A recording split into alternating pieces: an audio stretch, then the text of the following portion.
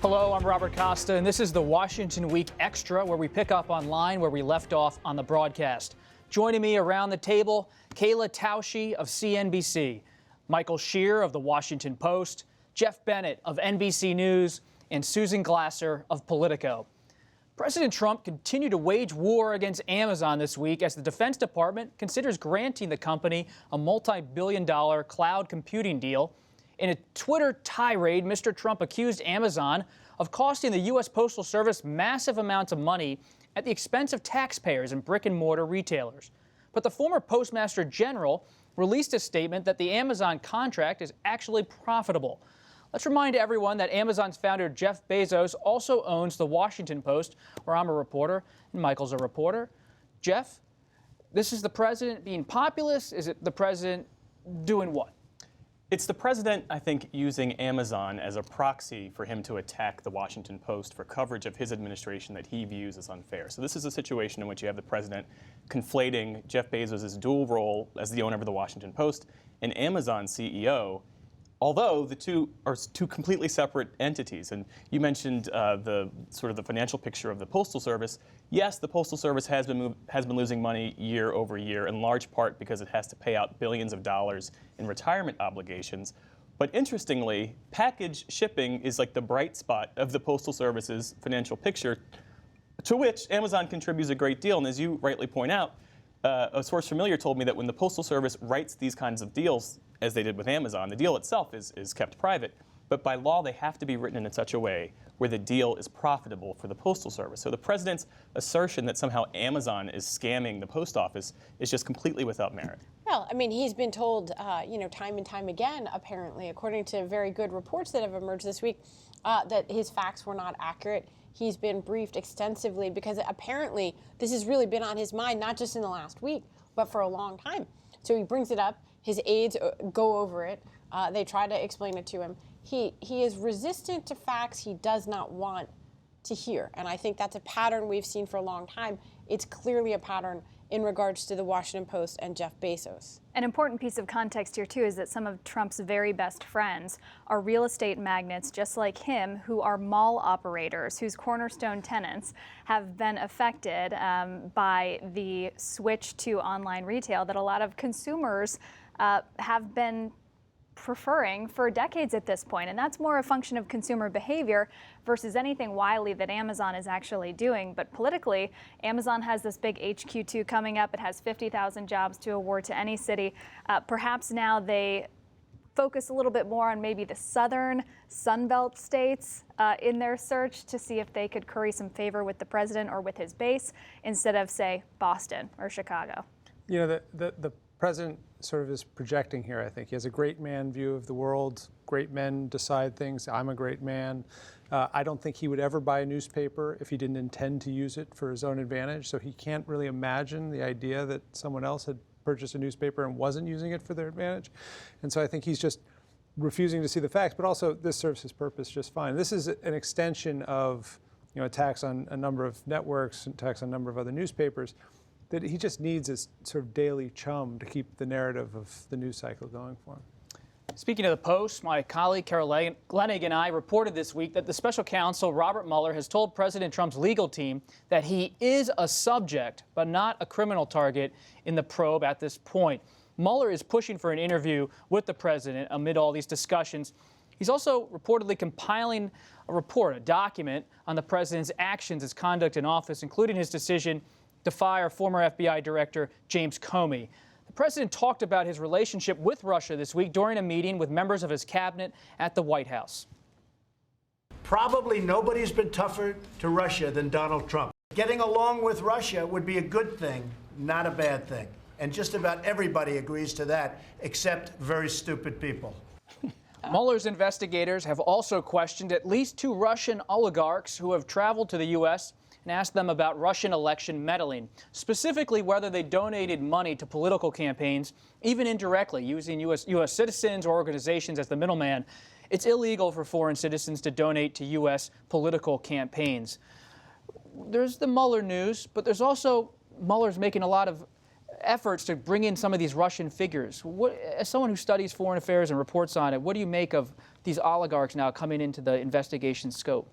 Well, look, first of all, one of the questions that we've always had about Donald Trump and his connections with Russia is, is there a financial trail that directly connects Donald Trump with any of these figures? B, as we know, Paul Manafort, who was the chairman of the Trump campaign, has a long history, a long relationship with many Russian figures, including Oleg Deripaska, the Russian oligarch who was actually just today on a long list of Russians who were finally and very belatedly sanctioned as a result of the 2016 election meddling. And so you have this real conundrum, right? You have the Russiagate investigation hurtling down this way. We don't know exactly where Mueller is headed with it.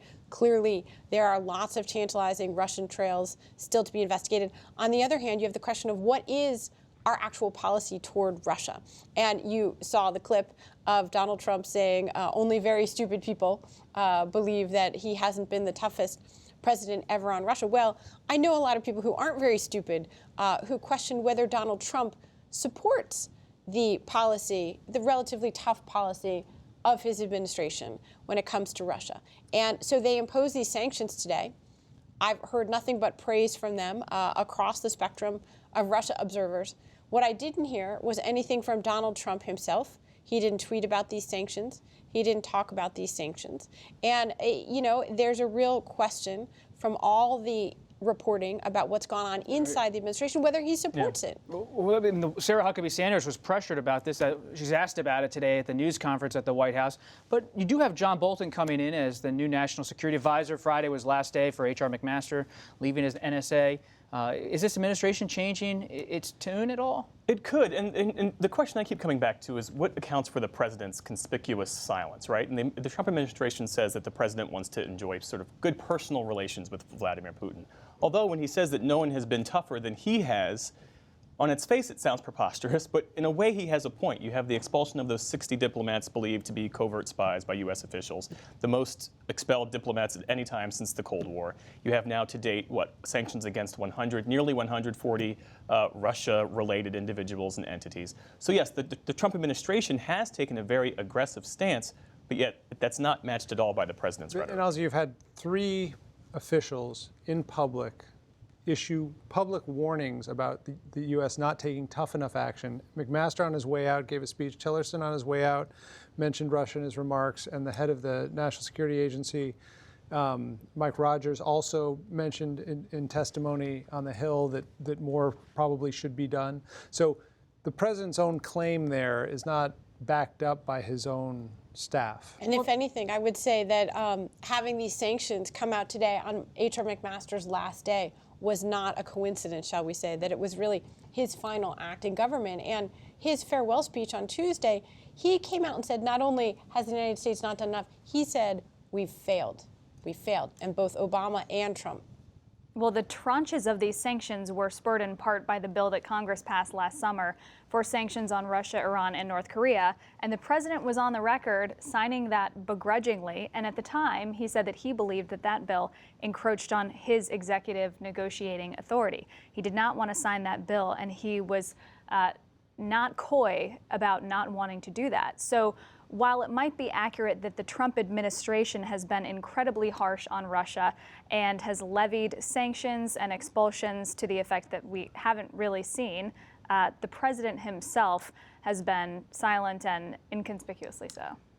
And just about my story with Carol Leonnig, the thing that prompted us to even start poking around is just the most interesting thing to me is, does the president sit down with Mueller or not in the coming weeks? And there's so much debate inside this White House, around the president, outside of the White House, about whether it's smart to do that or not. We'll keep an eye on that. And another big story this week, bad news for Facebook.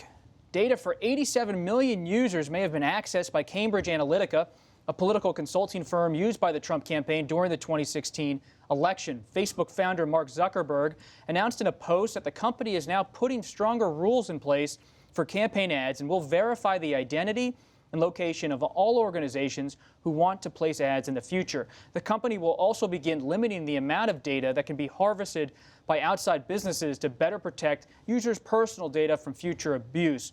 Zuckerberg is scheduled to testify before Congress next week. What do we expect to hear from Zuckerberg? Well, for one thing, he can't be defensive, right? We know that much. And he has to give account for the huge lapse that happened on his watch. And certainly Democrats, we know for sure, have a lot of questions about not just what happened with Cambridge Analytica, but him providing some assurances that won't happen again. How bad has Facebook been hurt?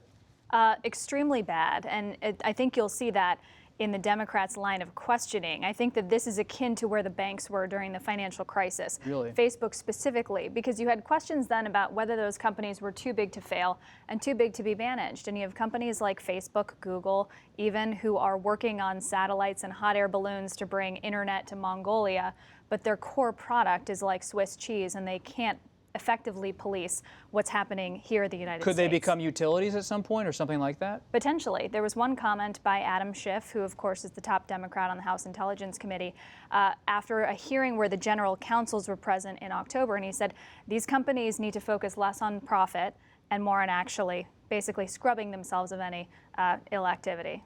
I think the thing to pay attention to in the hearings next week is how much of this was policy at Facebook and how much of this was something that happened without them knowing. I think a lot of it will turn out to have been policy. For instance, scraping public profiles. This is stuff that Facebook knew was going on, allowing academic researchers to get enormous amounts of information. That was something Facebook knew was going on. You know, for years you could create pages that would allow you access if someone voluntarily signed in. The Obama campaign did this in 2012. Or 8, I don't remember which, that allowed you, if you signed in, you would get access not only to that person, but all their friends. That was Facebook policy. It wasn't an accident. It wasn't like a hacking that was done by these companies.